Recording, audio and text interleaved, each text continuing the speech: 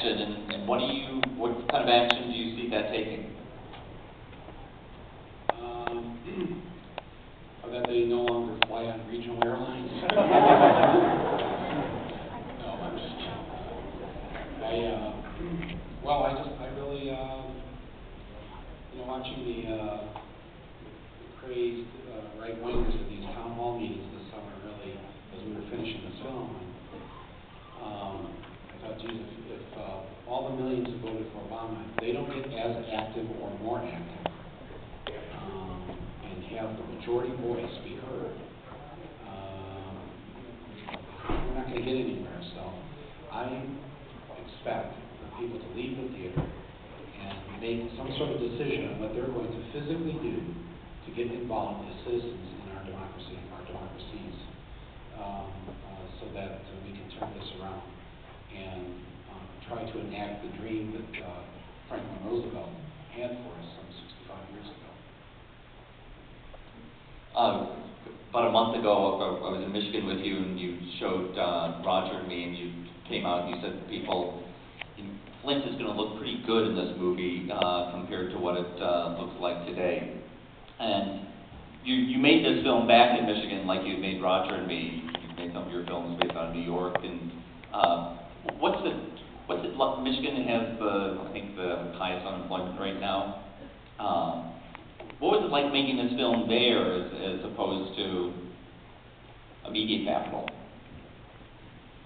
I think those of us who worked on the film, my whole crew, which is mostly New York based, some California, but I had about 30 to 40 people move from New York and California to Michigan to make this film, and they've been there for over the last year.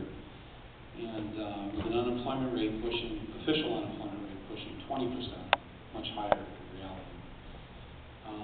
I think that making the film in that environment and watching what people were going through, the foreclosures, the layoffs, the suffering, had, I think, a profound effect on those who came to live in Michigan with me while we were making this movie. I think it really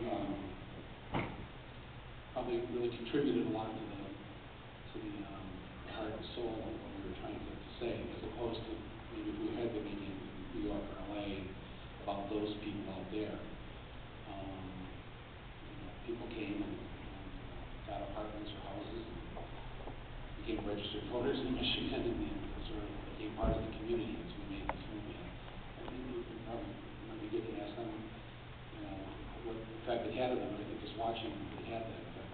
If I may, I'd like to just ask the crew, the editors and producers and the man who did the score and all the people who worked on this film. I think they're sitting over there. If you would just stand, please, I'd like to acknowledge the crew of this movie.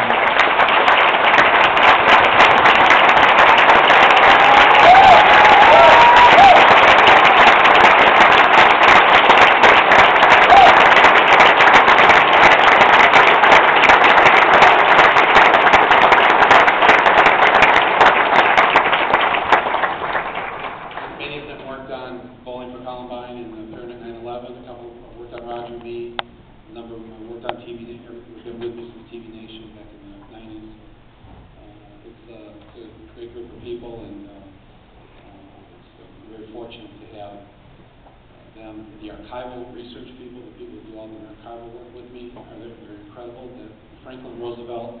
Got to ask you about the Roosevelt stuff. I'd never heard about the second Bill of Rights before. That's because that had never been seen. You're the first audience to see it. It had been lost. The Roosevelt family didn't even know that he had asked these newsreel cameras to come in, and they didn't film the whole speech. He just wanted them to film that particular part so that there would be a filmed record. He thought he wanted this to be a real centerpiece of what he was planning to do after World War II. And so they filmed it, but it was lost or put away so that people wouldn't see it. And when we called the Roosevelt family and the Roosevelt Library while we were making this film, because I'd read about it, I'd read this second Bill of Rights, they said it didn't exist, there's no footage of it. Which then, we love that kind of challenge, and so my when people went to work, and they found this newsreel buried in boxes in South Carolina, unmarked, and they just went through it and they found this.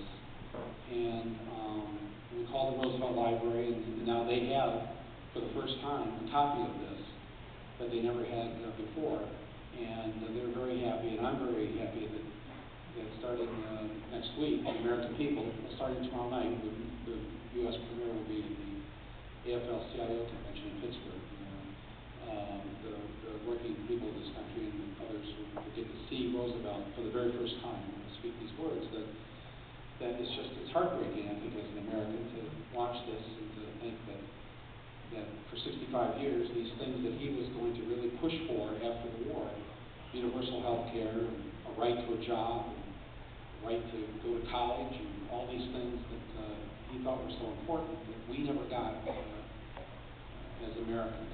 And we've lost all this time, and all the pain and suffering that people had to go through, and how we've been held back, too, I think, as a society. Because I know we're better than this. I think we are good people. I love being an American and living in America, and I know we're capable of so much more. And he knew that too. A lot of others know that. And I'm a sense of real hope in me that as bad as things are now, and as rough as it seems to be for Obama, that we have a better chance than we've ever had that things will get better.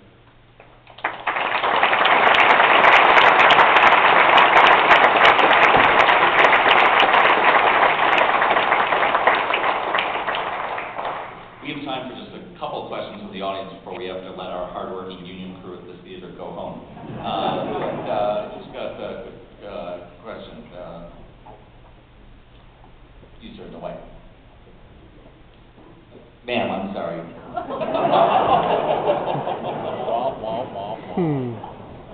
She's Canadian. It's either way.